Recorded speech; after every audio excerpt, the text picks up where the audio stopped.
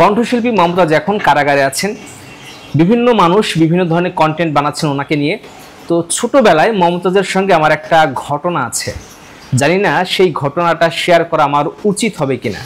তবে সেই ঘটনাটা কখনো আমাকে হাসায়, কখনো কখনো মনে হয় যে ওই সময় মমতাজের সঙ্গে ওই ধরনের ঘটনাটা না ঘটলেই হয়তো বা ভালো হতো। তখন আমি ক্লাস 6 এবং 7-এ পড়ি। আমার বড় ভাইয়ের একটা মোবাইল ছিল। তো ওই সময়টা আমার তারকাদের প্রতি প্রচণ্ড রকমের একটা কৌতূহল ছিল। যখন পত্রিকা আসতো খুঁটিয়ে খুঁটিয়ে আগে তারকাদের নিউজটা পড়তাম। তো বিভিন্ন সময় টেলিভিশনে দেখতাম যে তারকাদের সঙ্গে কথা বলার সুযোগ আছে, তার ভক্তরা ফোন করে।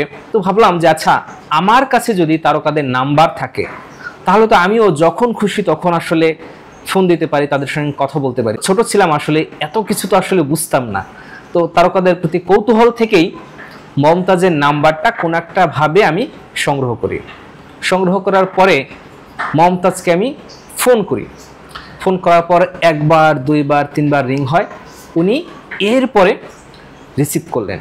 তো রিসিভ করার পর বললেন যে হ্যালো, কে বলছেন?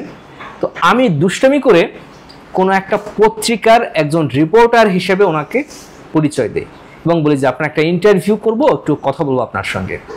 তো বললাম যে আপনি সামনে কি কি গান আসবে, আপনার বর্তমান কি নিয়ে ব্যস্ততা। মানে আমি তো আসলে যে পত্রিকার যে নিউজগুলো পড়তাম বিনোদনের, তখন তো দেখতাম যে আসলে তারকাদের ইন্টারভিউগুলো কিভাবে নেয়।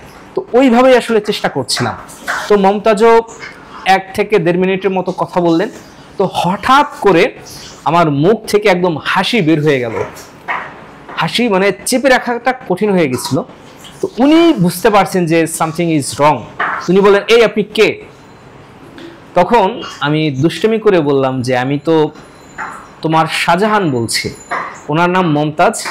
আমি বললাম আমি তো শাহজাহান বলছি। তো আপনারা নিশ্চয়ই জানেন যে মমতাজের জন্য শাহজাহান কিন্তু তাজমহল বানিয়েছিলেন। তো ওনাকে আমি আবার এটাও বললাম যে আমি তো তোমার জন্য তাজমহল বানাতে পারবো না, কিন্তু তোমার গান আমার ভীষণ ভালো লাগে, অনেক বড় একজন ফ্যান। তো উনি আর কি প্রচণ্ড রকমের রেগে গেলেন। উনি রেগে যেয়ে বললেন, যত সকল ফালতু লোকজন, এটা বলে উনি ফোনটা রেখে দিলেন।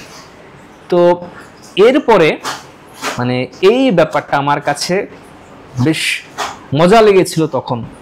তো এরপর তো পেশাগত কারণে সাংবাদিক হয়ে গেলাম। বিভিন্ন সময় মমতাজের সঙ্গে বিভিন্ন অনুষ্ঠানে দেখা হয়েছে, কথা হয়েছে এবং সত্যিকারের ইন্টারভিউ যাকে বলে সেটাও নেওয়া হয়েছে। কিন্তু ছোটবেলায় ওই যে ঘটনাটা ঘটেছিল, ওই ঘটনাটার কথা মনে হলে এখনও মাঝে মাঝে আমার হাসি আসে।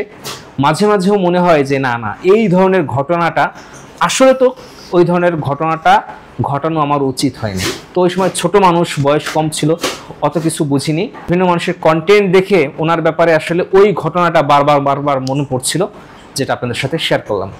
দর্শক, আপনারা কি মনে করছেন জানাতে পারেন কমেন্ট বক্সে।